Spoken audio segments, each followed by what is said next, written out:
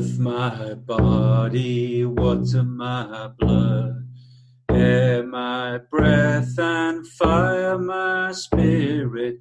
Earth, my body, water, my blood, air, my breath, and fire, my spirit.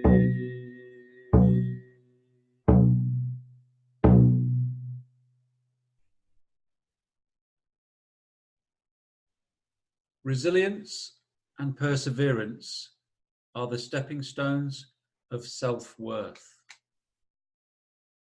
A boy wants immediate gratification.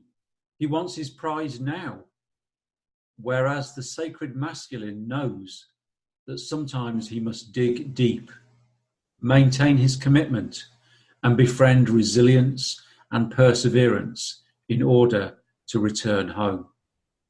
As he continues to adopt this way of doing and being, he realizes a worth and potential that far exceeds what his developmental experiences and external environment may have suggested. Hello, and welcome to the 11th episode of the Bring Him Home Sacred Masculinity Rising podcast series. This is our time and space to explore the principles, stories, and experiences of what it looks like to embody and walk the road of the sacred masculine. My name is Miguel Dean, and I am the author of Bring Him Home, a twin flame love story, which is my true story of a conscious, passionate, loving relationship with an extraordinary woman, and how it played a significant role in the rising of my own sacred masculinity and the courageous journey I embarked on from my head back to my heart. My intention is that through sharing my personal love story in the book and creating this podcast series, I will provide listeners with ideas of how they can catalyze their own journey to sacred masculinity. And this will in turn facilitate the divine twin flame union within the hearts of men and women, so that we can create a more beautiful world for our children and the generations to come. Find out more about my book and the rest of my work at my website, migueldean.net. Okay, so let's get started on the 10th principle of sacred masculinity, which we're going to touch on today. This focuses on resilience and perseverance. And the principle sounds like this: I embrace the challenges that life brings me with resilience and perseverance. So let's have a look at these two key words, perseverance and resilience. So what is perseverance? From my experience and my understanding, perseverance is keeping going even when the going gets tough, pushing through our resistance, and at the same time knowing when to choose another path. It's not always the case of that we just push through, we persevere. We have to use our sword of discernment to cut through that which is true and that which is not true. And sometimes that means seeing what it is that we need to surrender to or just give up or let go of, and what we need to persevere with. So I'm not saying that, the sacred masculine just perseveres whatever. That would be crazy. We persevere when the going gets tough, and we discern when it's just a resistance within us that's causing us, that discomfort within us. That the mind self-talk perhaps that's kind of trying to sabotage the action, the progress, the direction that we're taking. Because the mind, the ego, will often try and keep us in this place of the known, because it feels that is safe and that is where it can take care of us. The ego is not the enemy, but is sometimes like an over-anxious parent. So we persevere, we push through, even when the going gets tough. Because we know that when we're in that slightly uncomfortable place, there is potential for growth. There is potential for becoming more of who we really are. I don't know if you've come across the simple model of the comfort zone, the challenge zone, and the panic zone. If you visualize 3 circles, with the inner circle being the comfort zone, the outer circle being the challenge zone, and then the next circle being the panic zone. So in comfort zone, those things that we're familiar with, that we don't have to put any energy into, that we can do on autopilot, those there's not a lot of room for growth when we're in that place. The room for growth is really when we're in challenge zone. That's where we're not comfortable, where those emotions of feeling perhaps a bit overwhelmed, or feeling a bit stressed, or feeling anxious, or feeling not good enough, or feeling self-conscious. That is when we know that we're in challenge zone. And when we persevere in staying in challenge zone, in doing what we need to do, eventually we transform that which was challenging into that which is comfortable. And then our comfort zone grows bigger and bigger. And so we become more comfortable with life, and there is less fear. And when there is less fear, there is more love. And when there is more love, life is flowing through us, and we are more in alignment with the truth of who we are. We're congruent with life. We're in flow. So this is what it means. This is what I'm talking about, why it's important to persevere. Because it grows us. It returns us back to who we really are. Perhaps a good example, is if you were learning to drive. The first time you get in a car, you're really in challenge zone. It's not comfortable. You have to try and remember all these different things. Your left hand's moving the gear stick, remembering what the gears do, and your different feet are doing different things with the pedals, with the accelerator and the brake. And you're having to look at the mirrors and the indicators and all these different things. And it's challenging, but every time you get in the car for a lesson, it becomes that little bit easier and a little bit easier. And eventually we're driving on autopilot. We've built these new neural pathways in our brains, and it becomes comfortable. Panic zone is when we try and go too fast from our comfort zone into the challenge zone. The challenge is too big. And that's often when our brain will go into a sort of fight and flight and freeze mode. When we panic, then our brains don't work properly. And that's when we're just trying to do too much, and we're perhaps trying to push ourselves too hard. Perhaps when we've been persevering too much and not being gentle on ourselves. So this word discernment comes up again. Being discerning of what is challenging, where do I need to push myself? When do I retreat back into my comfort zone and just be gentle with myself? And how do I make sure that I'm not putting myself into a panic zone? Because in that panic zone, our self-esteem and our self-worth can go backwards, because we might feel, oh, we failed, or we're stupid, or we've done something wrong. We believe that we should have been able to do it, but it was just too much for us. So this is about persevering. And resilience very much goes hand in hand with perseverance. Resilience for me is it's when you get knocked down, but you get back up again, like a boxer. You get knocked down, but when you're ready, you perhaps just get your breath and you get back up again. And you push forward and you persevere again. It's not that you get knocked down. It's not that you fail at something, that you get something wrong and say, I'm not going to do that again. A baby, when it's learning to walk, will fall down. It's been documented something between, I can't remember exactly, 100 and 200 times on average. A baby doesn't try to move from crawling to walking try a couple of times, fall down and say, oh, right, I give up. If that was the case, everybody would be crawling. We would have adults that just didn't learn to walk. A baby perseveres. It's resilient. It gets knocked down and it gets back up again. And it practices till it gets the hang of it.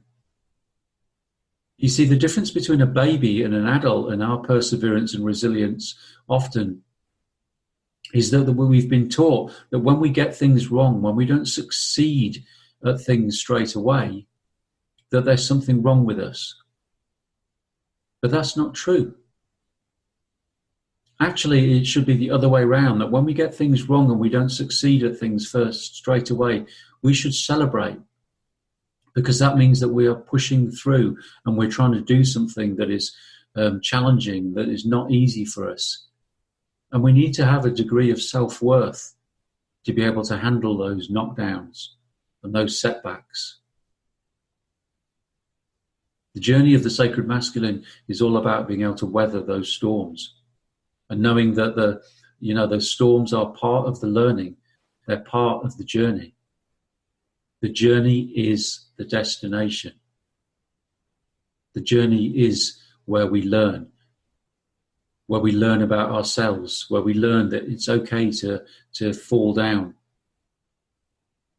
Sometimes when we fall down, it's a good time to just roll over and look at the stars and just see the beauty of life from that place on the floor. And perhaps it brings us a little bit of humility. We can't always be up there leading, doing getting it all right. The sacred masculine, remember, is okay with his authenticity and his vulnerability. We don't need to hide the messy bits, the bits where we're learning how to do something, where we're getting it wrong, where we're making mistakes. Remember, there is no such thing as failure. There is just feedback. If we're persevering and we're being resilient and things aren't working out, then perhaps we just need to stop and pause while we're on the floor looking at the stars and think, what do I need to do differently? Do I need to set off in a slightly different direction? Is there something I'm not seeing here? Is this something that I just need to put on hold for now? Perseverance and resilience, such important, powerful qualities. It's in the journey that we do our learning, and in the journey that sometimes we do the unlearning that it's okay to get it wrong. They say that when children are in their primary school, in the first school for their young children, that they ask loads and loads of questions. They're always putting their hands up and asking the teacher questions. You hear children in the street, don't you? Saying to their mums and dads, why does this happen? How does this work? What's that? Why do we do this? And then research has shown that when children get to the high school, they stop asking questions because they become self-conscious. And it's seen that, it's imposed upon us this sort of unconsciously, we learn that we're supposed to know things and that it's not smart and it's not the right way to be asking questions, to not knowing.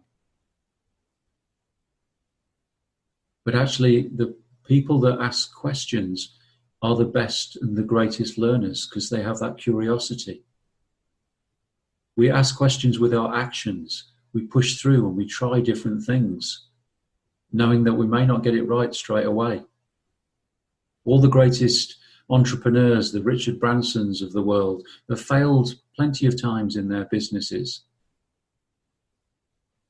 They've had to fail in order to learn how to make the other businesses successful. And that's what we do with our life. We try different things and we hone our actions and our beliefs and our outlook. We don't just sit in our comfort zone and in a fearful little place going, okay, well, I'm comfortable with this little bit, so I'm going to keep it like this. Resilience and perseverance. Powerful medicine. that the sacred masculine takes with him everywhere. So I'm going to read a story, share a story with you that I've shared with many people, and it never ceases to please me, to make me smile, because it's so simple, and yet it's a deep story as well. So it's a story about a donkey. One day, a farmer's donkey fell down into a well.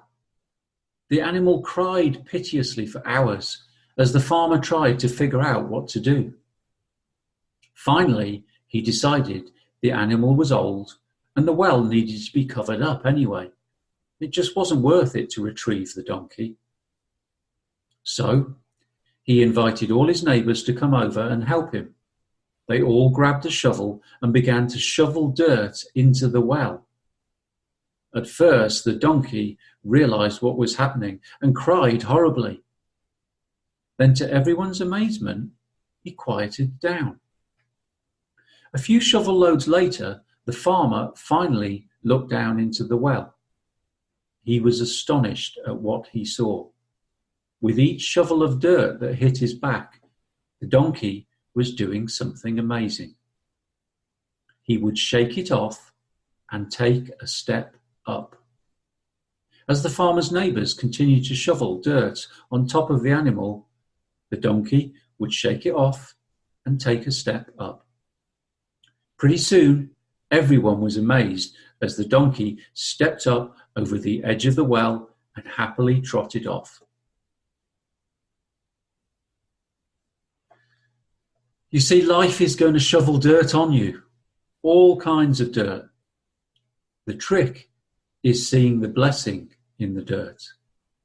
The trick to getting out of the well is to shake off the dirt and to take a step up. We step up and see that our troubles, our failures, can be a stepping stone.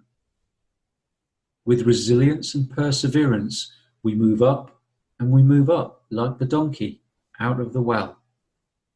We can get out of the deepest wells just by taking the necessary action, shaking it off and take a step up. So it's worth thinking about. And I'd like to add another ending to this story, just an alternative ending with a little bit of humour. So perhaps another ending to the story could be that the donkey later came back and bit the farmer that had tried to bury him. The gash from the bite got infected and the farmer eventually died in agony from septic shock. So the moral from that ending of the story could be, when you do something wrong and try to cover your ass, it will always come back to bite you. So there you go. Two different potential endings for the story of the donkey. One around the resilience and perseverance and seeing the blessing and the gift in our challenges and how we learn and grow from them. And the other one about doing the right thing, because this is the way of the sacred masculine. The sacred masculine knows that there are gifts in adversity. Sometimes he just needs to shake off the dirt and take another step up.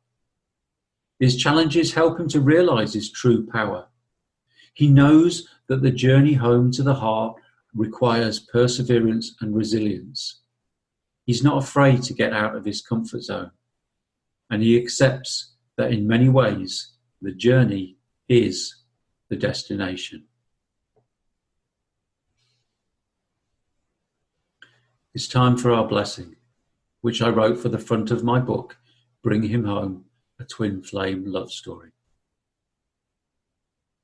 May the energy of this podcast be a catalyst for the union of the divine feminine and masculine energies within the hearts of all men and women.